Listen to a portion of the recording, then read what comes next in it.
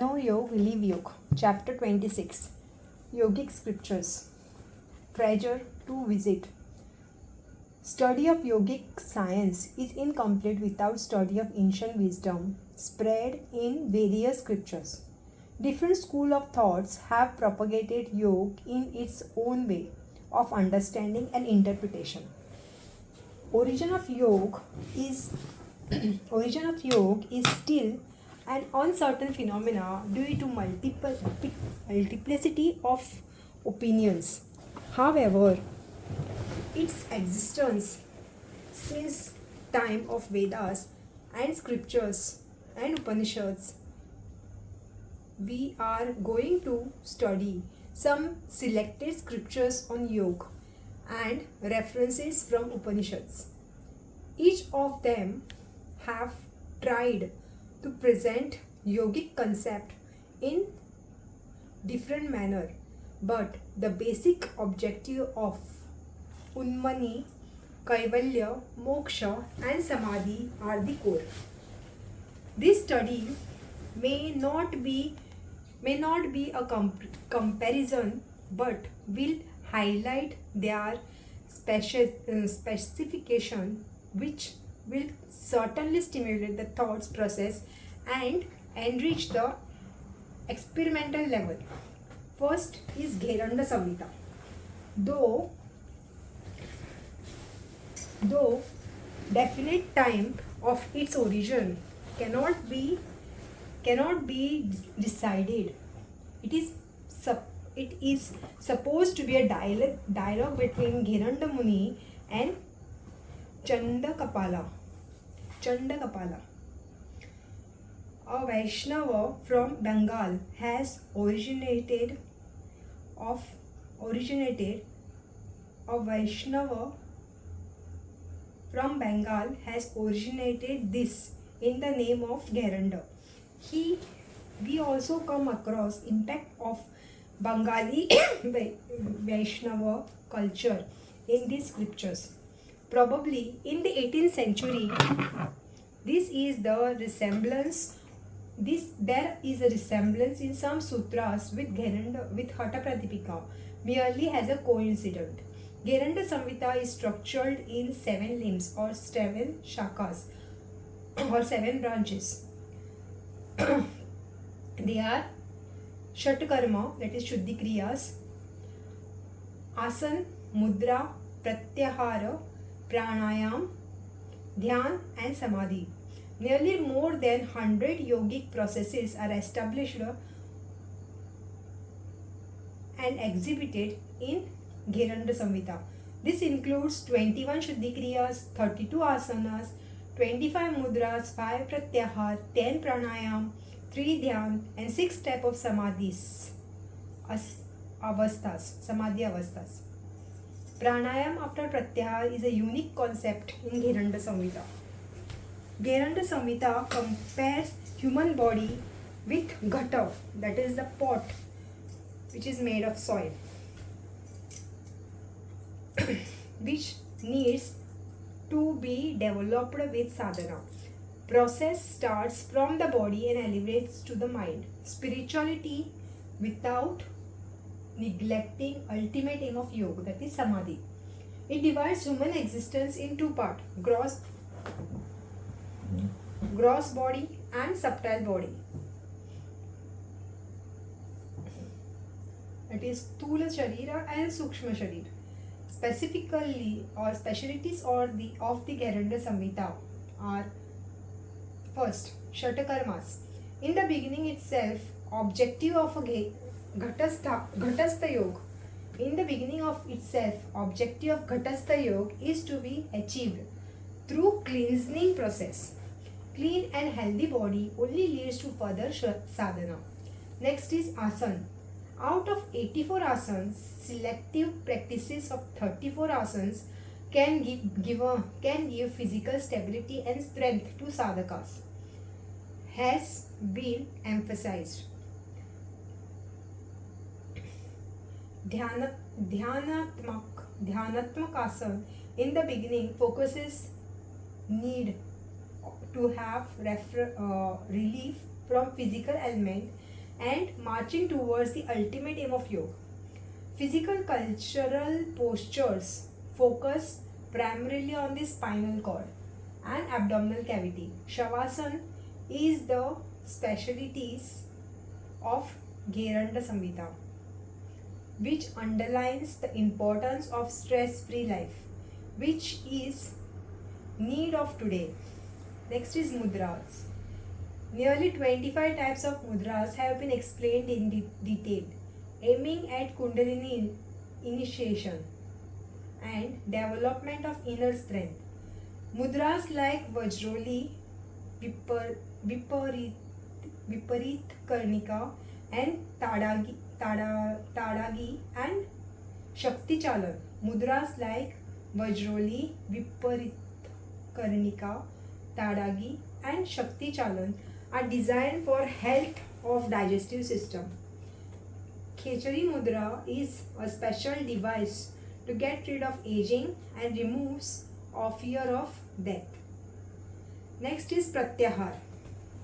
Pratyahar has been advised before pranayam, which is something unique. Withdrawal of mind from the disturbing external factors and focusing it on the inner self is the objective of Pratyahar. 5 different types of Pratyahar have been explained to be detached of mind from all the sensory organs to get relief from all dualities of life. Pranayam. Gheranda Samhita has given a deep thought to time, season, place and physical condition while practicing pranayam.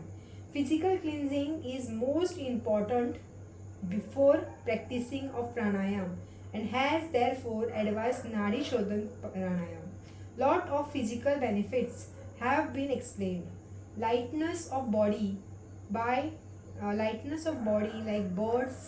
like a bird, or removal of elements and evolution of Kundalini Shakti, reaching Unmati state, etc.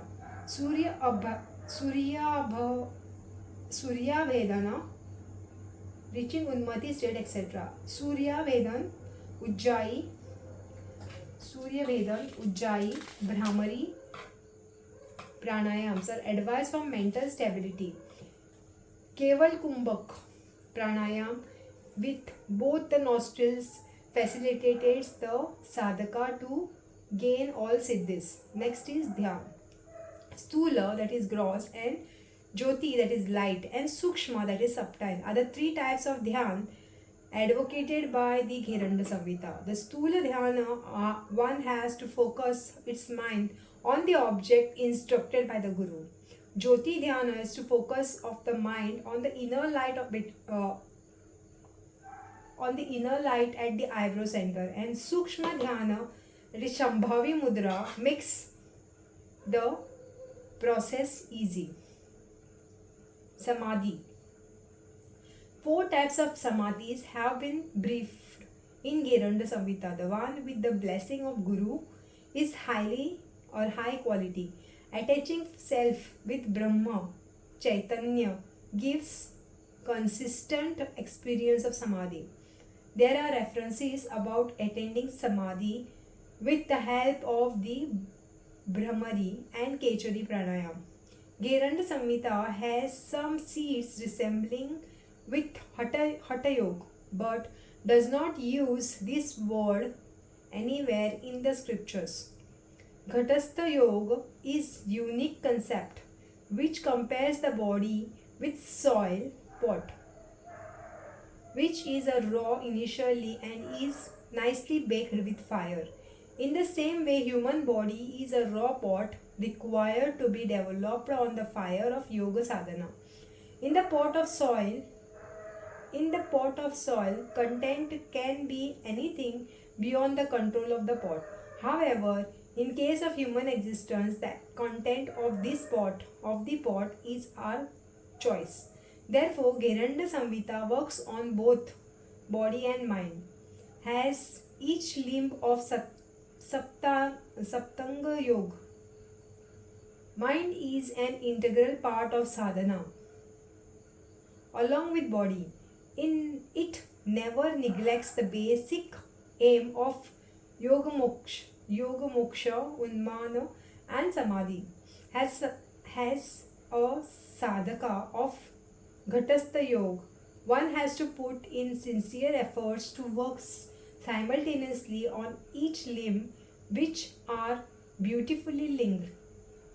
Starting from physical cleansing, it takes us to the absolute purity of self, which merges with the Brahma. Experiencing this merging should be our focus in the entire sadhana. Next text, that is Hatha Pradipika. Hatha Yoga is one of the important stream in yoga. Swatmaram has divided it in 4 limbs, whereas other streams have 6 to 7 or 8 limbs. Pranayam is the prime importance, and Swatmaram claims total Nadi Shodhan through this. He has also advocated practice of Shuddhi Kriyas if required. It is referred as Hatha Yoga Pradipika or Hatha Pradipika also. The process initiates with the physical level and slowly percolates in the mind. Swatmaram expects sadhana to aim the basic objective though over expect sadhaka to aim the basic objective, though over the period of time they are changed. Hatha Yoga may not be based on any specific philosophy but tries to strengthen the subtle relationship between the Vishwa Chaitanya and Vyakti Chaitanya. Vishwa Chaitanya and Vyakti Chaitanya. Removal of duality in the core of Hatha Yoga with 4 limbs.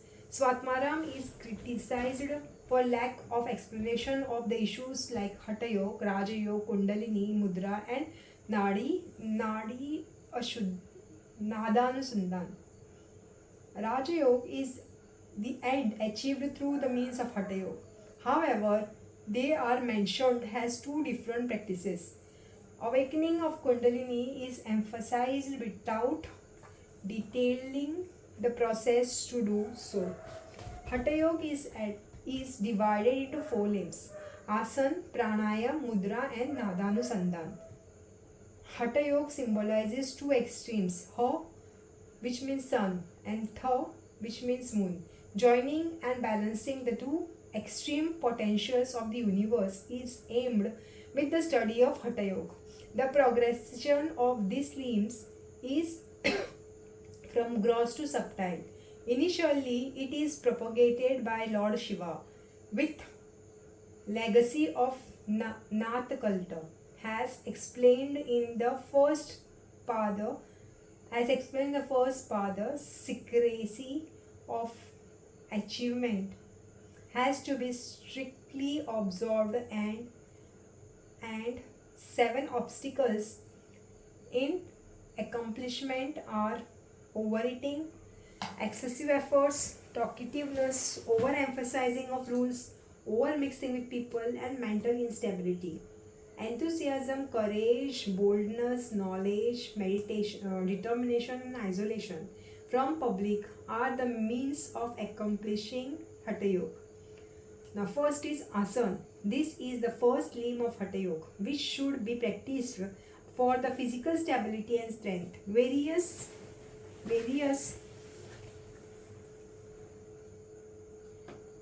dhyanatmak asana are advocated: Siddhasan, Simhasan, Padmasan, Bhadrasan. It is specially mentioned that Siddhasan is practiced regularly can accomplish Siddhi of Raja Yoga. Various cultural physical postures like Paschimottanasana, Kukkutasana, Mayurasana, Gomukasana, Matsendrasana and recommended for enhancing internal strength. Considering the present lifestyle, these postures are equally relevant today also. This process of relaxation is described in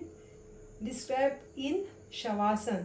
is also called as king of asana. The practice of asana can be done by all young, old, and others having some ailments also. A very interesting indication of maintaining consistency is given. Yoga will not be accomplished by dress code, by discussing with learning or analyzing the logic, but will accomplished only by doing it honestly. Balanced, balanced and limited diet is the key to success has been emphatically presented. Asanas make the sadhaka stable, composed and equipped for practicing remaining limbs. Next is pranayam. On the gaining physical stability, practice of pranayam can be done under the guidance of able guru only. Relationship between mind and breath needs to be understood with absolute clarity. Before initiating practice of pranayam, in order to balance the three doshas, Shuddhi Kriyas are specially recommended for flawless practices of pranayam. Remove impurities from the nadi should be the priority of sadhaka. Nadi Shodhan pranayam is alternately nostril breathing, which facilitates flow of pran seamlessly. Pranayam is a practice with lots of patience. Anything done wrong can be fatal. A beautiful corollary underlines the importance of patience. It says, as we control the wild animal like lion, elephant, and tiger slowly, one should control the pran very slowly. If not, it will ruin the sadhaka. It also gives a caution. Proper practice of pranayam removes all problems and improves practice improper practice may generate even non-existing problems. Pranayam is called as kumbhak in Hatha Yoga, which has different meaning in general. 8 type of kumbhaks: Surya Bhedanam Ujjayi, Sitakari Shitali Tatha, Bhastrika Brahmari Murcha, Plavani are explained in details with process and benefits. 3 types of bandhas, that is Moola Bandha, Jalandhar Bandha and Uddiyana Bandha, give totally different dimension to the process. By applying the 3 of bandhas and Antar Kumbhaka, upon pran moves upward and pran moves downward. Regular practice leads to the initiation of Kundalini in the long run. It bestows all the Hatha Siddhis to sadhaka. Next is Mudra. This is the third limb of Hatha Yoga. Initiation of Kundalini is the basic aim of Hatha Yoga. Practice of Tan Man Mudra. Practice of the 10 Min Mudra makes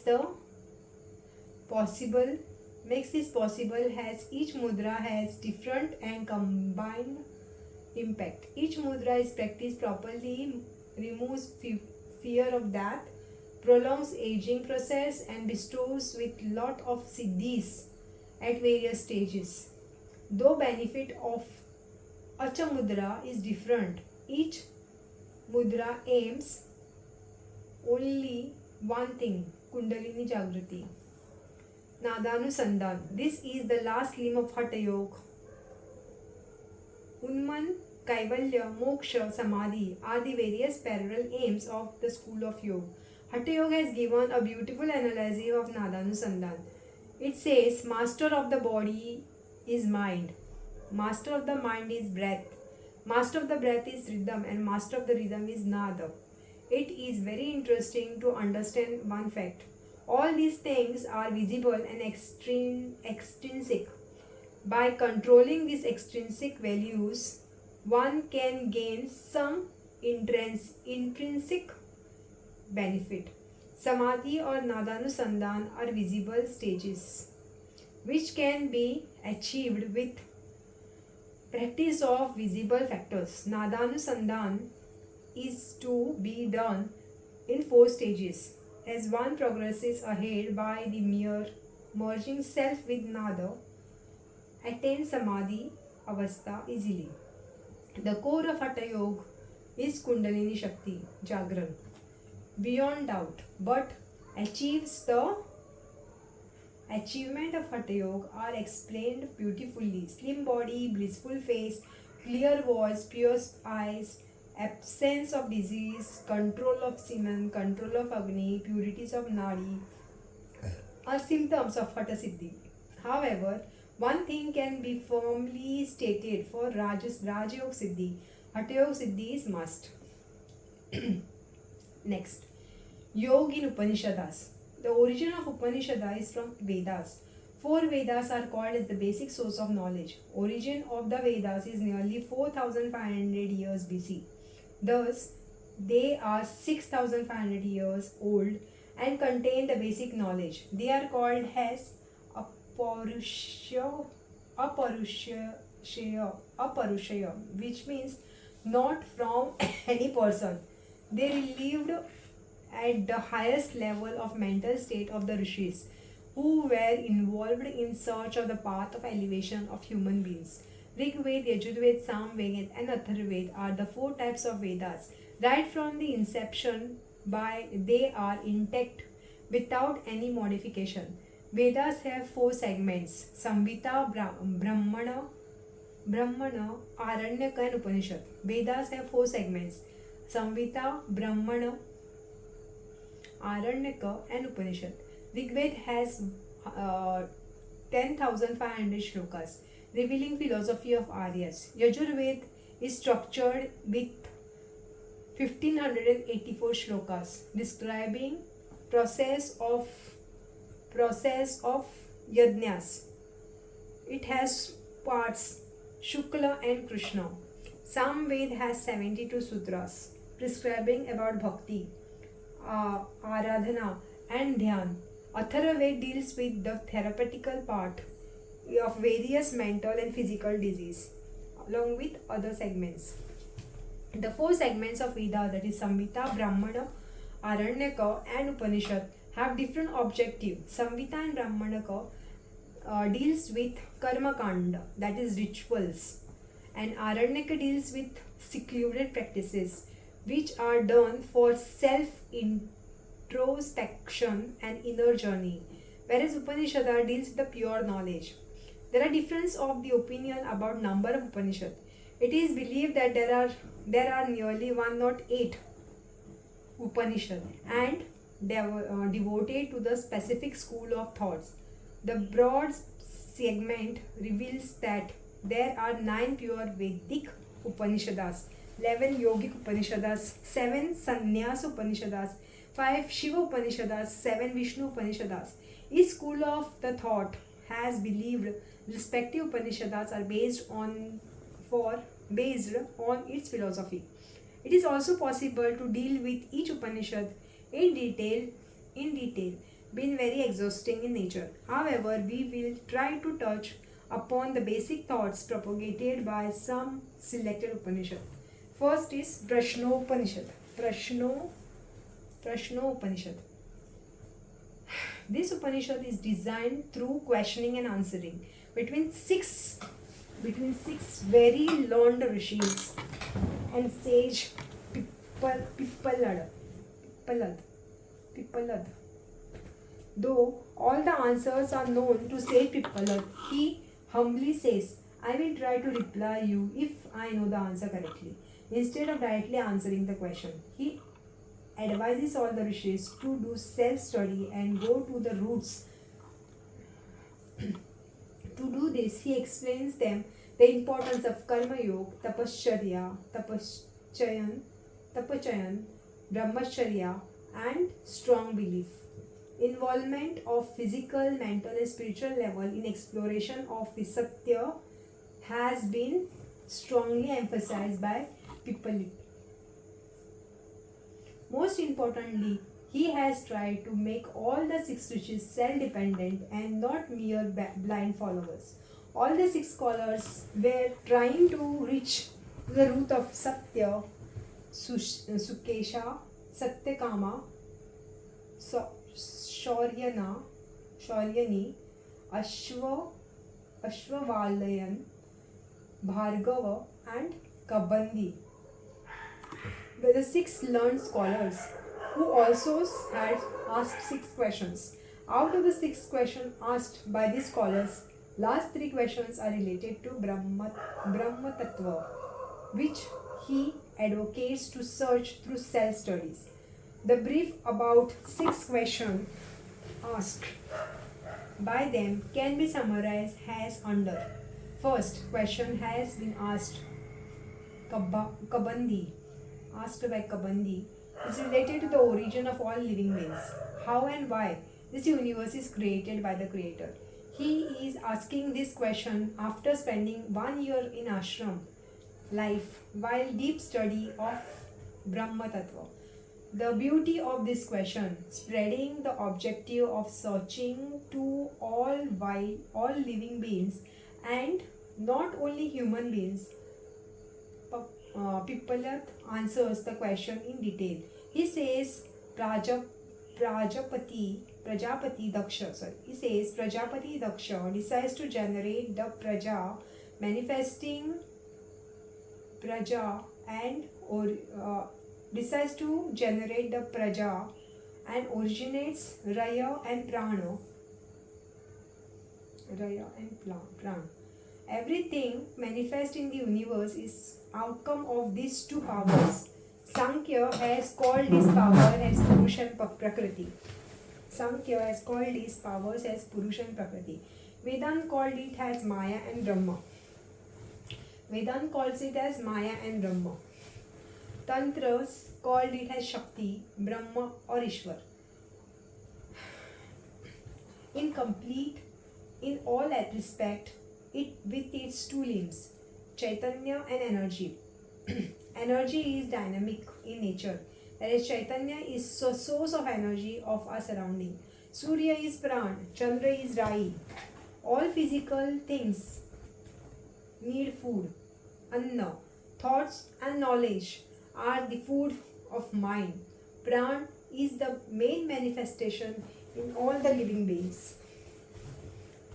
Next question. Rishi Bhargava has asked second question, which is related to the principle of origin of physical body. Which is the power, that is Devatas responsible for the nourishment of Praja? Pippali says, 5 elements. Akash, Vayu, Agni, Jal and Prithvi, 5 sensory organs and mind nourishes the physical body of each living being. Prana is a superpower in all these elements which resides in human body. There are 5 types of prana, that is prana, apana, vyana, udana and saman. Having direct control of different functions of organ, it has emphasized the supremacy of prana and has praised for protection, physical wealth and intelligence to search the highest quality of dhyan. Ashwalayana has asked the 3 questions. Third question, which is related to the origin of pran. This question has 6 sub questions trying to understand all dimensions of pran.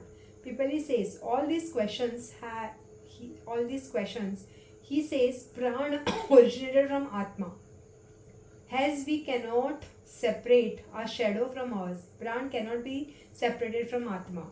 Operates as extension of Atma. Pran enters the human body through the mind, creates physical structure. Mind works as thinker. Intellect has analytical potential, and chitta works as storage of memory. As seen earlier, after entering the body, pran divides into 5 sub-pran controlling all physical activities. Atma resides in heart and circulates energy to the total existence through its 72,000 branches of nadi. Then next question. Shauryani, while asking fourth question about sleep and swapna, with the help of 5 sub questions, the answer of all 5 questions is related to the functional activity happening during the awakening, sleep and swapnavastha. Then Shivaputra Satyakama has asked 5th question related to Pranav. This question gives way to 3 questions. What is Dhyan? What sadhana of Om is? What are its benefit? Pipali says, mental concentration is not Dhyan. Consistent experience of Chetana flow, focusing on the mind, on the subject of choice, is Dhyan. Perfect coordination between subjects, process and dhyata is Dhyan. Proper or perfect coordination between subject, process and dhyata is Dhyan. Sadhana of Om is expected with awareness. Omkar sadhana bestows upon highest level of knowledge due to the transformation in sadhaka on creativity level. Chanting of Akar gives physical knowledge. Chanting of Ukar gives knowledge of mind, and chanting of Makar gives knowledge of Pradnya. Practice of Om with Vivek gives mental peace. Practice with both Varnas gives qualitative knowledge, and practice with Dhyan of Purush reveals him of all vices and takes him to Brahmalok. Next question. Bharadwaja Putra Sukesha has asked him 6th question and is related to Purush Tattva. Pipali says, Sukesha, Purusha with 16 qualities lives in our own body. He should not be taken merely as Atma, but Parabrahma. The 16 qualities of Purusha Tattva give high level of experiences. As all rivers merge the sea, all these 16 qualities ultimately merge with the Purush Tattva. In nutshell, it can be understood that subtle and inner potential like Atma, Pran and Chetana and Purusha have been beautifully manifested into reality by Pippalada, especially 16 qualities, 5 universal powers, 5 pranas, 5 sensory organs, 5 sensory organs and Nam shows perfect correlation with our lifestyle issues. This makes Prashnopanishada and on Uttara Upanishad. Next, Prashnopanishada and Uttara Upanishad, the search of real truth. Satya is equally relevant in today's contest. The question for answers provoke our inner potential of knowledge, exploration and realization. Next, Taittiriya Upanishad. This Upanishad is recognized as one of the limbs of Aranyaka. The 7th, 8th and 9th chapter in this Aranyaka is Taittiriya Upanishad. Shikshavalli, Anantavalli and Bhruguvalli. Shikshavalli, Anandavalli and Bhruguvalli are the 3 parts composed of 31 paragraphs. This Upanishad has some different background of Guru and disciples. As a punishment to the insult by the disciple, Rishi Vaidyanava Yajnavalkya was ordered to return the entire knowledge by his guru. He vomited out total knowledge, which was swallowed by other disciples of the guru in the form of tittar, tittar bird. Since it was consumed by the tittar bird, it is called as Taittiriya Upanishad.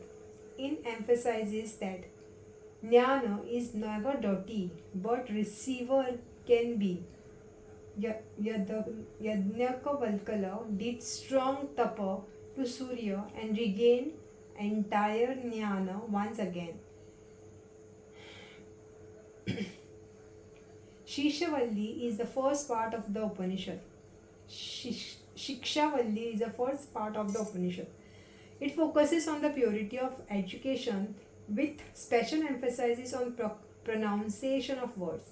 Any mistake in chanting of mantra or words in it may change the meaning and impact. It gives guidance on the postural pattern, eyes, etc., which is followed properly, gives all the expected results. Om is a single word, Brahma. Om is a single word, Brahma. As per the Upanishad has explained various benefits of Omkar sadhana. Next part of this Valli deals with the rules and procedures of Vedic pronunciations with grammatic perfection. 3 parts deals with the well-being of Guru and Shishya initially, subsequently it deals with the vowels, alphabets and various swaras used while chanting. Sandhi, that is joint of the two different words, is one important specification of Vedic literature. All the remaining part of Shikshavalli deals detail with various aspects of education and impact of it on the life. Shikshavalli has told lot of relevance with today's education system. Though it is a mile away from the basic principle, the study of Shikshavalli can be certainly led one to observe the certain principles of it. Lots many egoistic and arrogant elements around us are wasting real dhyan and making it dirty. The content of Tittar bird needs to be followed together with vast or wasted dhyan. The second part of the Upanishad is called as Brahmananda Valli. Brahmananda Valli. Brahma should be understood with the help of philosophy, Tattvajnana. It has nearly 9 sections which deals with the pure Ananda or bliss, which can be achieved through the various aspects of our life. The first thing, which originates in Annatattva, which gives way to Purusha. Second part deals with importance of Annatattva, which nourishes the physical aspect. And the subtle manifestation of Annatattva is Pran. Third part describes the importance of Pran, which is a basic driving force of the existence.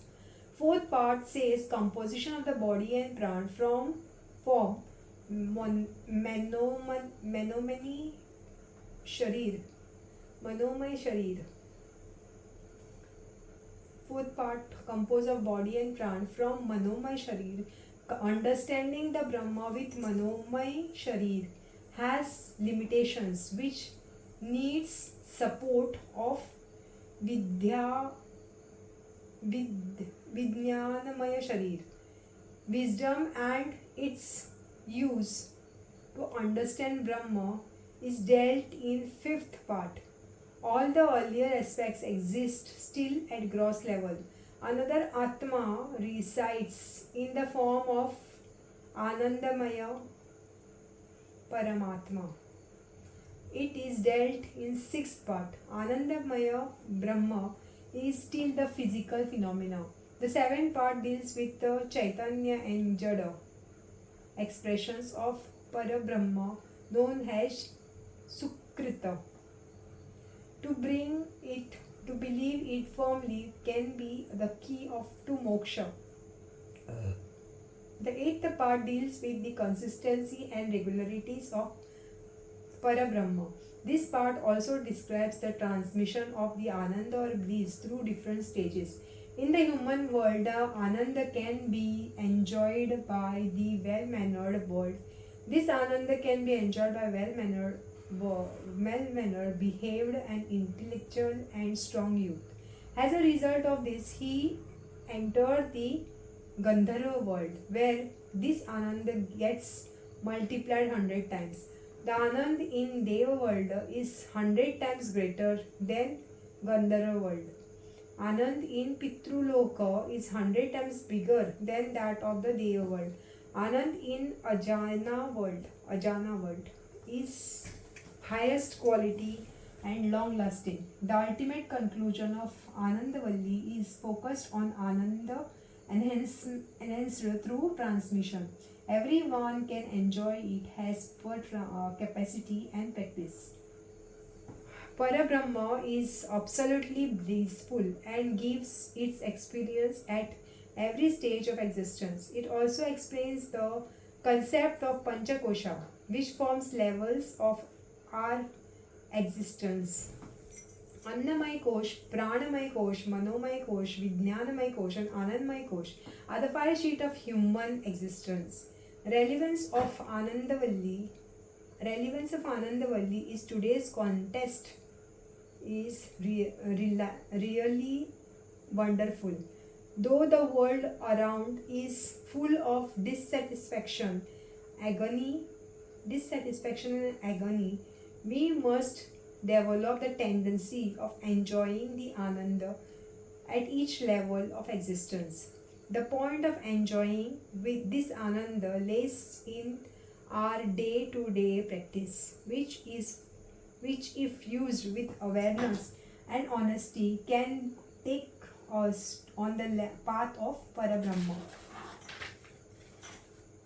The 3rd part of Bhruguvalli, Bhrugu wishes to understand the Parabrahma which he wanted to learn from his father Varuna. Varun told him that Anna, Pran, Netra, hearing, mind, tongue are the sources of understanding the Brahma. Bhrugu had strong tapas to unfold the real truth. The outcome of Bhruguvalli. At each stage, Bhrugu understands the importance and core of each element. At the end, he comes to the conclusion that though Parabrahma expresses in different segments is complete and uniform in nature, the Panchakosha, though separate as an entity, merges with the Parabrahma. This Upanishad is extremely relevant today. Today we are able to analyze the study of concepts explained in this Upanishad, which lastly reveal the final truth. Real Ananda or bliss exists in Parabrahma, which reveals in our existence in the form of Paramatma. In order to understand him, we need to peep within and not try to find him in any external instrument. Next is Ishvayo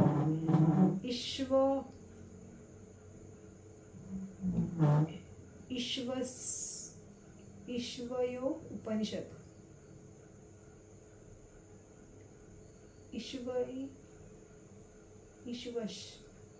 Ishvash Upanishad. This Upanishad has 40 chapters of Shukla Yajurved Ved. In earlier 39 chapters in earlier 39 chapter, there is a description. There is a description about rituals. It starts with Shakti Path, describing Para Brahma has complete, which completes the world. Even though we remove all from the complete, from this complete, that remains which complete the world. Even though we remove all from the complete, from this complete, that remains is also complete. It prays for relief from Tritpas, which since it starts with the word Ishvayas, has been named accordingly. It includes 18 shlokas. They are the summaries as under. The first shlok talks about the order of Vedas, which accepts Ishwar as a base of all manifestation. We must all the time remember Ishwar and detach our mind from all outwardly subjects. All our efforts should aim at achieving Ishwar, which is the final truth. The second shlok emphasizes on the constant remembrance of Ishwar. All our doing, that is karmas, are not for enjoyment but for achievement of Ishwar. This sense will relieve us from the circuit of birth and death. Third shlok's instruction, the importance of our valuable physical structure. It must be properly respected and constantly used for worship of Ishwar. Otherwise, we'll keep constantly attached with the vicious circle of birth and death. Fourth shlok describes Almighty Ishwar, who is stable and dynamic, as well. His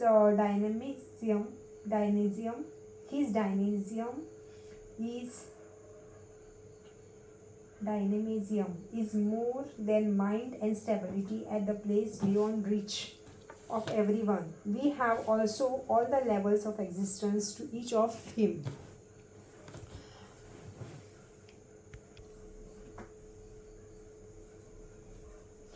Fifth shlok describes the contradictory nature of Ishwar. He manifests in the visible pattern, so good, to please his disciples and makes them to search in the invisible pattern, that is Nirgun. Anyone calling with utmost affection gets immediate response. He is away and within us at the same time. We can search him with some different insight. Sixth shlok says Ishwar is available to all of them who see him in all the living beings and wishes him by serving all. Seventh shlok describes the capacity one gets to all the living beings with the visible or with the vision of Ishwar. Such person is beyond all verses and remains constantly in bliss. Ishvara is always with such person. Each shlok commits achievements of Ishwar to those who see him everywhere. Though external existence is full with all vices, the inner existence is occupied with bliss. Ninth shlok discusses principles of Vidya and Avidya. One who cannot keep self away from the pride of doing with intentions, the only enjoyable matter, faces life without light, achieving the dhyan without vairagya, makes such person egoistic. 10th shlok describes the nature of the highest quality dhyan. It is possible by relinquishing all materialistic things and devoting the entire life with thoughts of Ishvara gets highest quality of dhyan. 11th shlok talks about a person who does any work without understanding secrets of doing and undoing. Karma and dhyana should be understood in right perspective to make the life pleasurable journey. 12th shlok describes the person who is constantly engrossed in the use and achievement of all materialistic things for appeasement of various gods and elders. Due to this, he is never able to break the circuit of birth and death.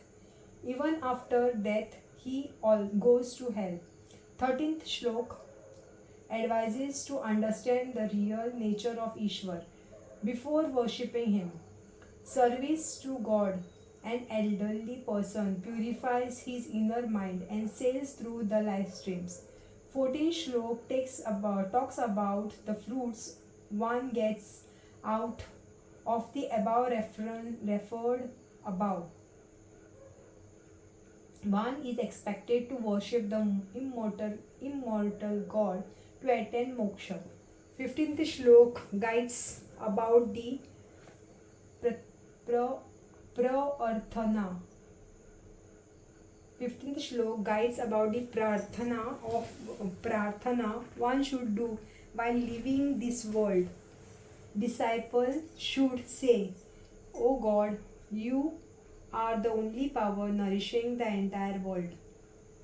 Your bhakti is the only truth which will accomplish all my wishes. I am keen to see your glory, which is possible if you remove all the obstacles in the process." 16th shlok describes the Ishwar experienced through dhyan.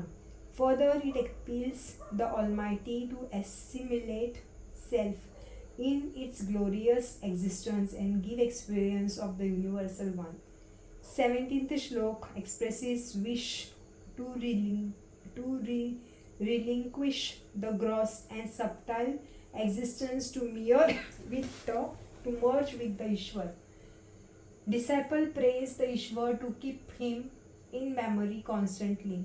In 18th shlok, disciple remembers Agni and appeals him to take one closer to Ishwar. Disciple talks about the karma done by him and further appeals to remove all the incomplete karmas to take him closer to Ishwar. At this point, Ishvasya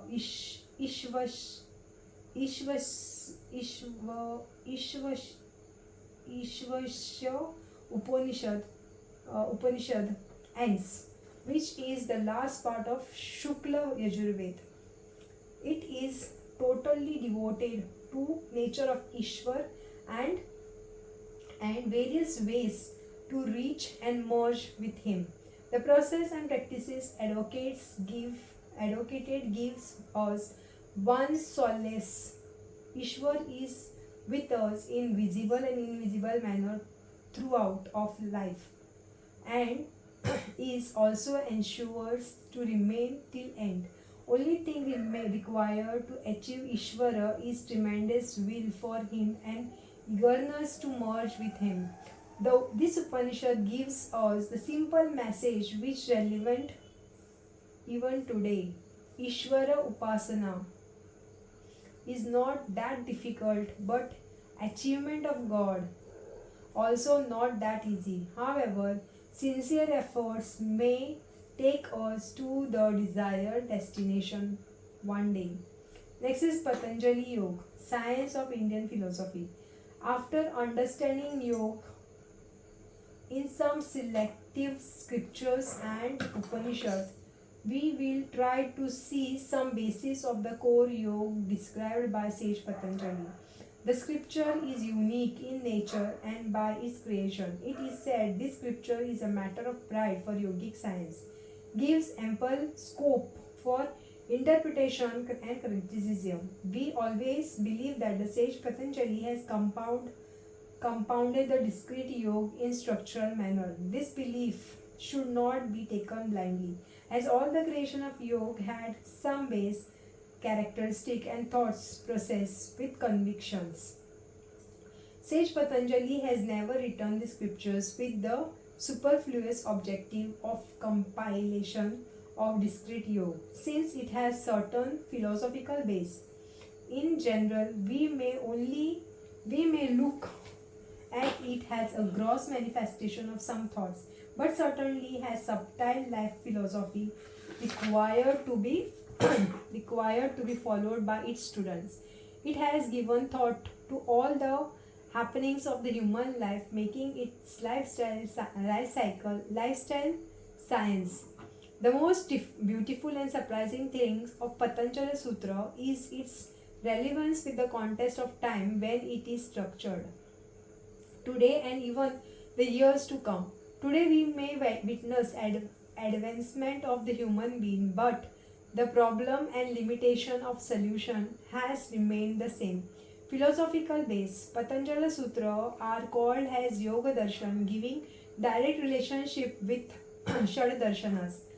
Other darshanas also should be understood before trying to establish or before trying to understand Patanjali Sutra.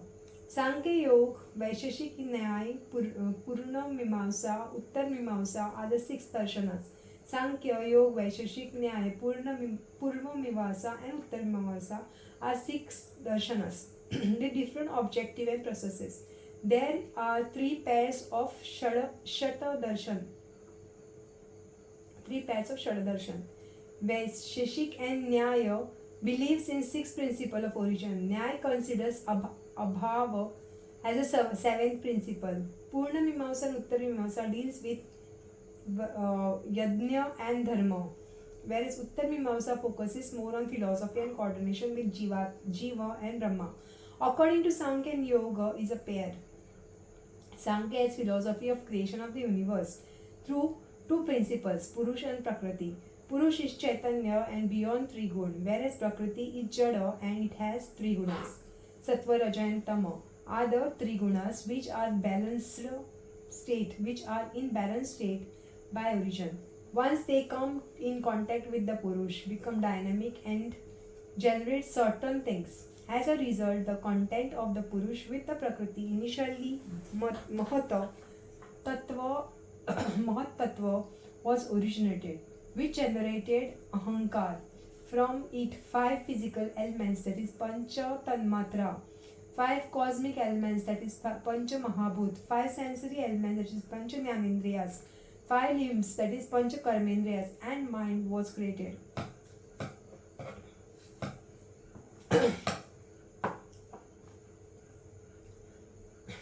All these 23 elements, along with Purusha and Prakriti, totally 25, are responsible for the manifestation of the universe. Patanjali has accepted all these principles and has advised or added one more principle, that is Ishwar. Therefore, it is also called as Sa-Ishwar philosophy, and Sankhya is called Nirishwara philosophy. Ishwar is totally different concept proposed by Patanjali compared to God as normally understood. In today's context, we need to develop totally different mentalities in order to understand Patanjali Sutra without disturbance or disturbing the basic thoughts behind their structure. Principles in Sankhya and Yoga Darshan cannot be brought to practical level beyond certain extent. 25 principles responsible for each creation in the universe have surprising corollary with the principles responsible for the human creation, except by the modern medical science. Human being originates from the 23 pair of chromosomes along with the male sperm and female ovary seed. This is certainly not a coincidence but reaffirmation of scientific basis of Indian philosophy. This ancient wisdom comes to correlated with our with our present lifestyle with absolute clarity of thoughts. If done properly, it will remove the tag of myth around this and bring close to our day-to-day life. Structural base. Patanjali Sutra are very short and precise with tremendous scope for interpreting and exploration. They have a definite association with our present lifestyle if understood, if understood properly. Entire yoga has been propagated by Patanjali in 195 sutras with 4 different chapters called as padas. Samadhi path, sadhana path, vibhuti path and kaivalya path are the 4 segments of this 195 sutras. There is a certain philosophical and logical base behind their structure and sequence. Samadhi path is the initial stage advised to control the vrittis of chitta, thoughts in the mind. The instrument to attain chitta vritti nirodha are abhyas and vairagya. With this sadhaka can be experiencing can have experience of a sampradnya samadhi. Samadhi is ultimate aim of yoga and has been strongly placed by Patanjali in the beginning itself. Sampadya Samadhi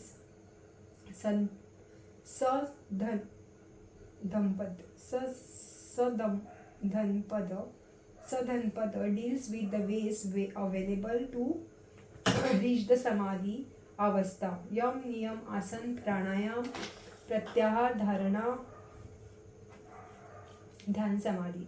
First 5, that is Yam, Niyam, Asan, Pranayam, Pratyahar, are the first 5 steps called as Brahiranga Yoga.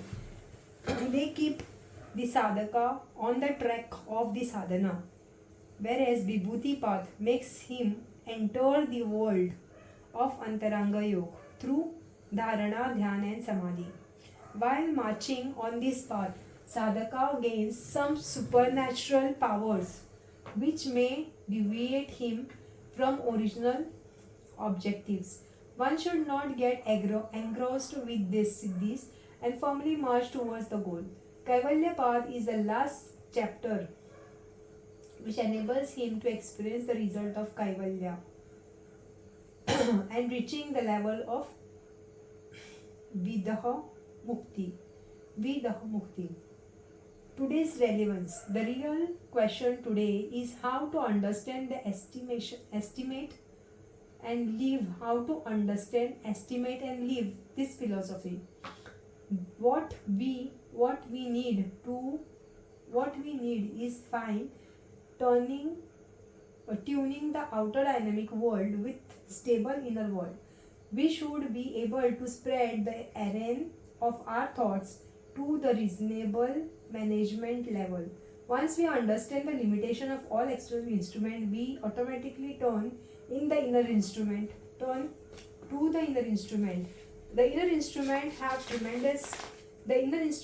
tremendous potential of culturing and developing our mind. Once we are able to master them, they work for us without any limitation. Due to this potential, Patanjali Sutra is also called as Indian philosophy. We are not going to deal with the sutra in detail, but we have tried to understand the basis and relevance of it in today's context. Any student of Patanjali Yoga Sutra must strive hard to make them as a base of life. All the scriptures referred above are real treasures in Indian philosophy, must be understood and lived in a proper perspective. Concluding, no yoga, live yoga. The deliberation in the book are the outcome of the exploration of this subtle science. The thought expressed are based on some experiences, introspection and references of some scriptures and yoga related books. The thoughts are free and mind is open for suggestions. The journey upon this point is only understanding conceptual basis of the great science and trying to make it relevant in today's context. The practical aspect of this, like asana pranayam, is of this science are under the construction and may come to your visit in near future. I'm suggesting by some of the senior colleagues to handle concept and practice separately, to have a humble prayer to ultimately, and my Guru Yogacharya Shri Krishna Vyavahare to bless me for my future book of Living Yoga. Has a curtain raised, giving some practical tip below to understand and live the practical yoga in its real essence. Important tips. Sadhana should be initiated in a unique mood, in a quiet mood, consciously with awareness. Practice the asana as the sadhaka and not merely a ritual.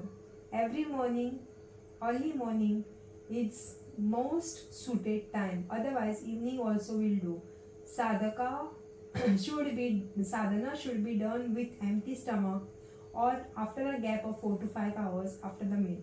Practice them at the specific place on the delicate carpet as a sadhaka creates some positive vibes. Sitting peacefully with body and breath awareness can make the mind quiet and conductive for sadhana. Pranav sadhana with open and closed eyes and chanting of Om 3 times with variations of O and Mo can have continued mental attachment with the process. Guru Vandana prayer creates a sense of submission and surrendering, leading to increased sakshi vritti. Sakshi vritti. Sakshi vritti. Some warming by exercising with limited dynamism should precede the process. Create a suitable ambience by using anesthetics. The place should be sufficient airy with normal ventilation. Use minimum but loose clothes in tune with our cultural background. As far as possible, practice in soul as it is in sadhana for soul. After learning from proper guide or guru, practice with absolute precision. The practice should be technique oriented, free from several insistence on it. Observance of 5 stages is the must, as it can lead to perfection with minimal mistakes. Try to master the easy position initially and then proceed for difficult one. Always be within your designated natural capacity and physical limitation. Follow the contra indication meticulously, as it is a practice for pleasure and comfort. Design the sadhana as per the time availability. There can be a combination of various positions described above. Choose at least 2 asanas from each category. Pranayam and relaxation must be integral part of sadhana, which can give an experience of journey from the gross to subtle. Practice of dhyana for some time can give a completeness of the sadhana. Conclude the practice with Shaktipat. The practice with Shaktipat and chanting of Om once in a lower pitch with prolonged makar. Experience the inner silence for the while and open the eye after the palming. Om.